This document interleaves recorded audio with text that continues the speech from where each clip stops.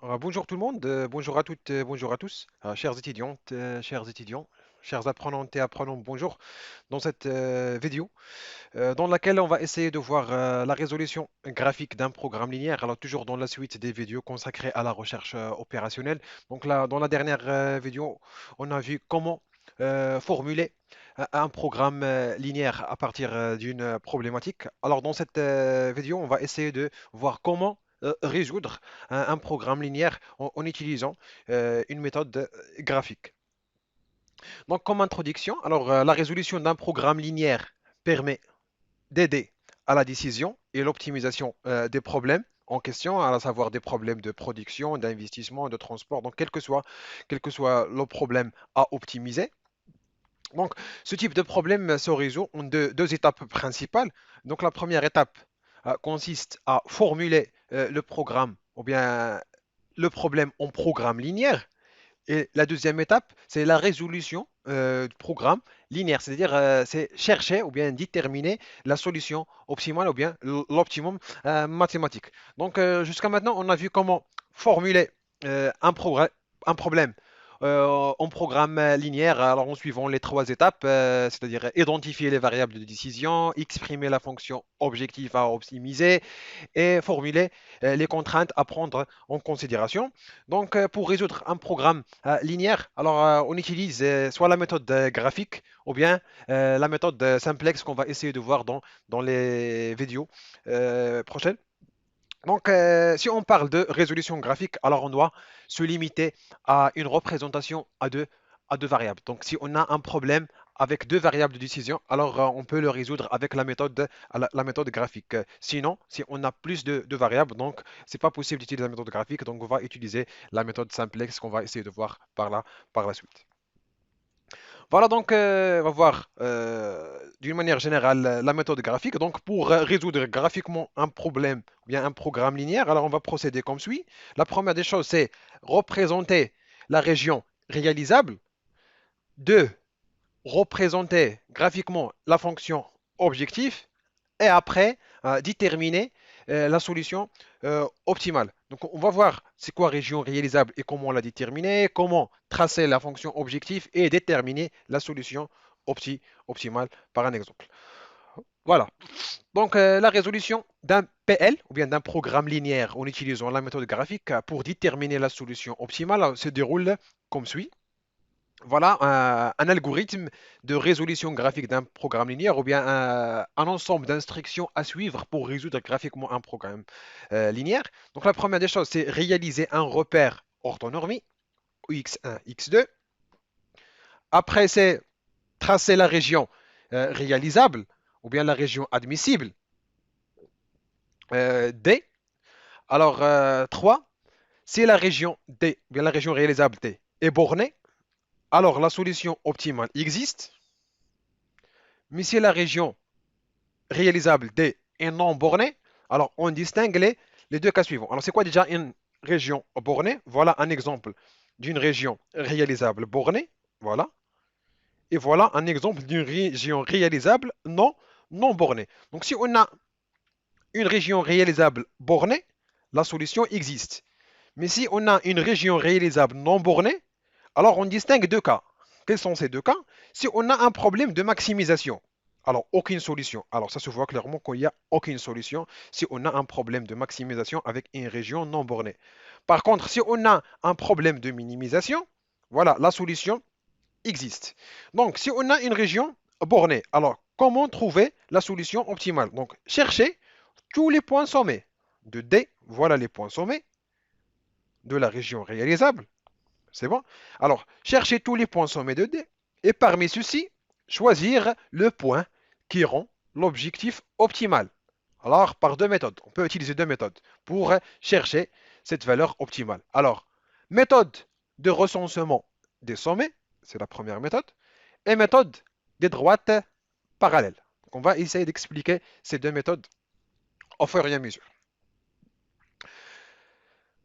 Donc, la première des choses, c'est le système d'axes. Puisqu'on va résoudre graphiquement ce problème linéaire à deux variables, donc on va utiliser un système d'axes. Donc, une des conditions de la réussite d'une représentation graphique est le choix d'un système d'axes convenable. Un mauvais choix peut rendre notre représentation non claire et imprécise. Alors, dans la plupart des PL, ou bien dans la plupart des programmes linéaires, les variables de décision sont positives. Voilà, x1, x2 supérieur ou égal à 0. Là, dans ce cas, alors, le quadrant positif, voilà, on va trouver la solution optimum sûrement dans ce, dans ce quadrant positif. Donc, ce quadrant s'appelle région des solutions possibles. Ce n'est pas admissible ou réalisable, possible. C'est-à-dire, c'est possible de trouver la solution optimale dans ce quadrant, puisque x1 supérieur à 0 et x2 supérieur à 0. Voilà. Alors maintenant, on va voir c'est quoi une région réalisable et comment tracer cette région. Alors, définition. Alors, on appelle région réalisable ou bien région des solutions admissibles. Alors, l'ensemble des valeurs de variables de décision qui satisfont toutes les contraintes. Donc, on a vu que dans la structure d'un programme linéaire, on a une fonction objectif à optimiser, on a des variables de décision et des contraintes. Donc, c'est quoi la région réalisable? C'est la région dans laquelle on trouve des valeurs qui satisfont toutes les contraintes. Donc, une représentation graphique des inégalités ou bien des contraintes nous permet de déterminer l'ensemble des solutions réalisables. Ou bien, une représentation graphique des inégalités nous permet de tracer la région réalisable. Donc, on considère le programme linéaire qu'on a déjà vu dans les vidéos précédentes. Donc, maximiser z égale 300x1 plus 200x2 sous les contraintes suivantes. Donc, la région réalisable, c'est quoi tout simplement? C'est l'ensemble des points x1, x2 satisfaisant les inégalités x1 plus 2x2 inférieur à 20, 2x1 plus x2 inférieur à 22 et ainsi de suite. Donc, qu'est-ce qu'on va essayer de faire? On va tracer la droite relative à chaque contrainte. La première contrainte, la deuxième, la troisième. Alors, en tenant compte les contraintes de positivité, x1, x2, on a dit qu'on va travailler dans le quadrant positif. Ça marche. Donc, on va tracer la région, ou bien la droite de chaque contrainte, et la région réalisable. C'est quoi? C'est tout simplement l'intersection des, des droites relatives aux contraintes. Donc, on commence par la première contrainte, donc x1 plus 2x2 inférieur ou égal à 20. Donc, on va résoudre l'équation suivante, x1 plus 2x2, afin de déterminer les deux points pour tracer la droite relative à la contrainte 1. Donc, x1 égale 0, donc on trouve si x1 égale 0, alors x2 égale à 10. C'est x2 égale 0, x1 égale à 20. Donc, on a déterminé les deux points 0, 10, 20, 0. De même pour la contrainte numéro 2, 2x1 plus x2 inférieur ou égal à 22. Donc, on donne à x une valeur 0, donc x2 égale à 22, c'est x2 égale à 0, x1 égale à 11. Alors, concernant la troisième contrainte, donc x1 plus x2 inférieur ou égal à 12, donc si x1 égale 0, x2 égale à 12, si x2 égale 0, x1 égale à 12. Donc voilà, on va tracer chaque droite. Voilà, voilà la première droite en jaune, voilà la deuxième droite en vert, et voilà la troisième droite en bleu. Alors, puisqu'on a x1 plus 2x2 inférieur ou égal à 20. Donc voilà, c'est inférieur, donc la partie ou bien la région en bas. De même pour x2, de même pour x3. Donc l'intersection de ces trois droites forme ce qu'on appelle la région réalisable ou bien la région des solutions admissibles. C'est-à-dire, n'importe quel point dans cette région satisfait toutes les, toutes les contraintes. C'est bon? Voilà. Donc, on a tracé la région réalisable. L'étape suivante, maintenant, c'est quoi? C'est comment chercher la solution optimale. Donc, on a une infinité de solutions réalisables dans cette région. L'objectif, c'est quoi? C'est de chercher, c'est quoi la solution optimale. Donc, il faut chercher la solution optimale dans cet ensemble infini de solutions réalisables. Pour cela, donc on va utiliser les deux méthodes qu'on a citées précédemment. Donc, la méthode de recensement des sommets. Alors, son principe, c'est quoi? Alors, c'est comparer les valeurs de l'objectif correspondant à chacun des points sommés. La plus grande valeur réalise le maximum et la plus petite valeur réalise le minimum. Donc, le principe de cette méthode, c'est quoi? C'est tout simplement, c'est de repérer les points sommés de la région réalisable. Après, on va remplacer les coordonnées de chaque point sommé dans la fonction objectif. Si on a un problème de maximisation, alors on cherche la valeur maximale. Le point correspond à cette valeur, c'est la solution optimale. Si on cherche à minimiser la fonction objectif, donc on cherche la valeur minimale et le point correspond à cette valeur, c'est la solution optimale. La deuxième méthode, c'est la méthode des droites parallèles. Donc, son principe, c'est on trace une droite relative à la fonction objectif, delta. Après, on déplace parallèlement vers le point de la région réalisable le plus éloigné de l'origine, en cas de maximisation, ou vers le point le plus proche de l'origine, en cas de minimisation. Donc, on va voir chaque méthode à part pour bien comprendre.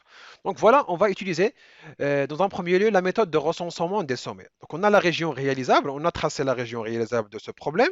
Donc, on va déterminer les points sommés. Voilà le premier point. Alors, on peut dire que 0, 0, c'est un point sommet. Mais on va l'ignorer puisqu'on ne peut pas avoir des solutions 0, 0 pour ce problème. Voilà. Alors, on a le premier point A, B, C et D. Donc, on va déterminer les coordonnées de chaque point. Par exemple, le point A, ça se voit clairement, 0, 10. C'est bon. Point B et C, on va voir comment les déterminer. Et le point D, 11, 0. Voilà. Alors maintenant, il reste à déterminer quelles sont les coordonnées de B et quelles sont les coordonnées de C. Alors, pour déterminer ces coordonnées, alors on peut utiliser deux méthodes. Voilà. Pour déterminer B et C, alors on peut les repérer soit graphiquement, c'est-à-dire directement à partir de graphiques. Voilà. Directement à partir de graphiques, on peut déterminer B et C, ou bien mathématiquement. Comment? Alors, on constate que B, c'est l'intersection des deux droites, lesquelles 1, la droite 1 et la droite 3. C'est bon? Donc, les coordonnées de B sont la solution du système composé des deux équations des droites 1 et 3. Voilà. Si on arrive à résoudre ce système, donc on trouve x1 égale à 4 et x2 égale à 8.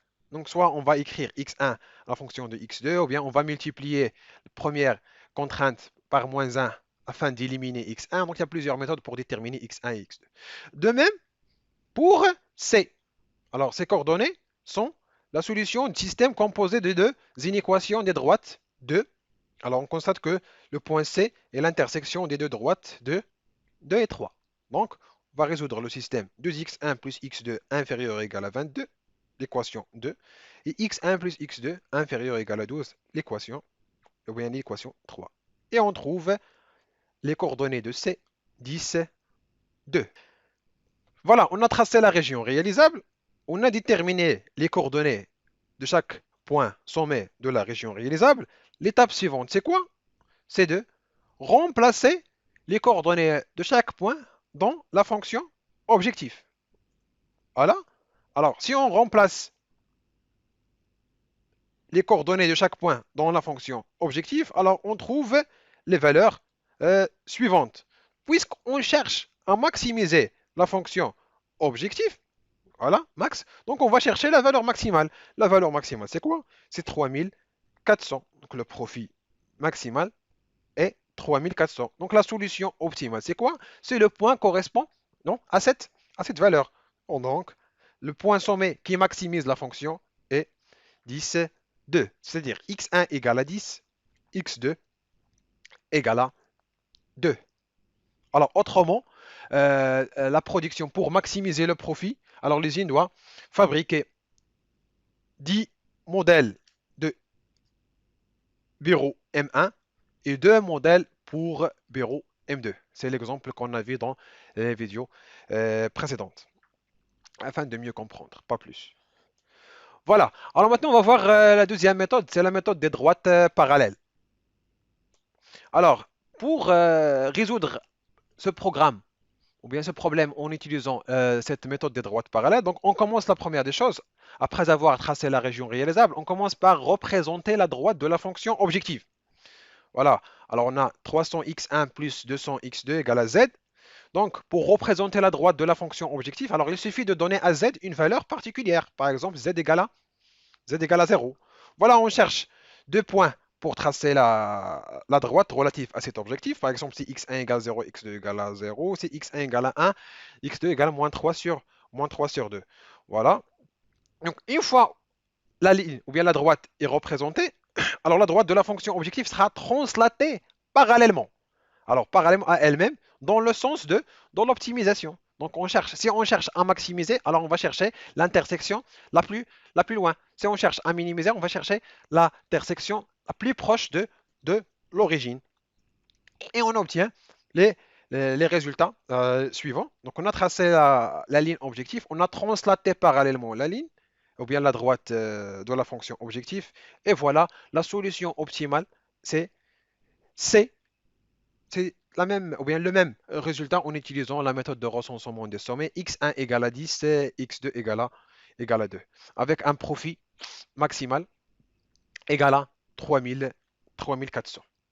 Voilà, donc c'est le principe des deux méthodes. Alors, soit la méthode de recensement de sommets, ou bien soit la méthode des droites parallèles. Voilà. Alors, maintenant, on va voir la notion de contrainte saturée et contrainte marginale. Alors parfois, il est important aux décideurs ou bien aux responsables ou bien à l'administrateur d'évaluer le reste des ressources résultant de l'application de son programme. Voilà, on a des ressources disponibles, on a trouvé la solution optimale ou bien on a tracé un plan de production. Alors parfois, il est important aux responsables d'évaluer le reste des ressources disponibles après avoir lancé le plan de production ou bien lancé la solution optimale. Donc, une contrainte ayant un écart nul, alors est appelée contrainte saturée. Alors, c'est tout simplement l'écart. C'est la différence entre les ressources disponibles et les ressources utilisées. Donc, si on a un écart nul, on parle d'une contrainte saturée. Si on a un écart non nul, on parle d'une contrainte marginale. Par exemple, si on a une machine disponible 20 heures, si on exploite la machine 20 heures, donc il n'y a pas d'écart, donc c'est une contrainte saturée. Si on exploite la machine 15 heures ou bien 16 heures, donc il y a un écart de 4 heures, donc c'est une contrainte marginale. Donc, pour mieux comprendre, on reprend le PL de production précédent. On a trouvé comme solution de ce programme ou bien de ce problème x1 égale à 10 et x2 égale à 2. Ça marche? Voilà. Alors, les contraintes sont les suivantes. Voilà, on a la solution x1 égale à 10 et x2 égale à 2. On a la disponibilité. Par exemple, si vous vous rappelez, c'est une contrainte relative à l'atelier de menuiserie, la deuxième relative à l'atelier d'assemblage et la troisième relative à l'atelier de vernissage. Alors, on a l'atelier de menuiserie, il est disponible 20 heures. Alors, si on utilise la solution x1 égale à 10, x2 égale à 2, alors l'utilisation de cet atelier est de 14 heures. Donc, on a 6 heures d'écart. Donc, on parle d'une contrainte marginale. Par contre, pour les deux contraintes relatives à l'atelier d'assemblage et de vernissage, on a la disponibilité de l'atelier d'assemblage 22 heures. Si on applique la solution x1 égale à 2, x1 égale à 10, pardon, x2 égale à 2, alors on trouve qu'on va exploiter ou bien utiliser cet atelier pendant 20 heures, 22 heures. Donc, un écart nul. Donc, on parle d'une contrainte saturée. Et de même pour la troisième. Alors, comme remarque, lorsque les contraintes sont de type supérieur ou égal au lieu d'inférieur, alors on parle de surplus et pas d'écart. C'est juste notion de, notion de terme. Il faut savoir quand est-ce qu'on utilise un écart et quand est-ce qu'on utilise un surplus. Un écart, s'il s'agit d'un, lorsqu'on a une contrainte avec le symbole inférieur ou égal, et surplus si on a une contrainte supérieure ou égale. Voilà, alors on va voir des cas particuliers des programmes linéaires. Alors, il existe des cas particuliers des programmes ou bien des problèmes linéaires. Alors, on peut trouver un problème de maximisation non bornée. Alors, si on a un problème de maximisation non bornée, voilà, c'est une région non bornée. Donc, la solution est rejetée vers l'infini. Pas de solution, mais c'est une solution rejetée vers l'infini. Bon.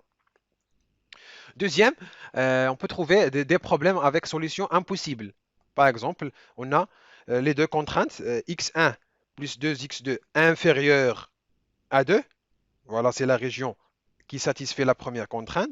Et voilà 2x1 plus 4x2 supérieur ou égal à 8. Voilà la région qui satisfait la deuxième. Donc impossible de trouver un point qui satisfait ces deux contraintes. Donc on parle d'une solution impossible. Pas de solution pour ce problème.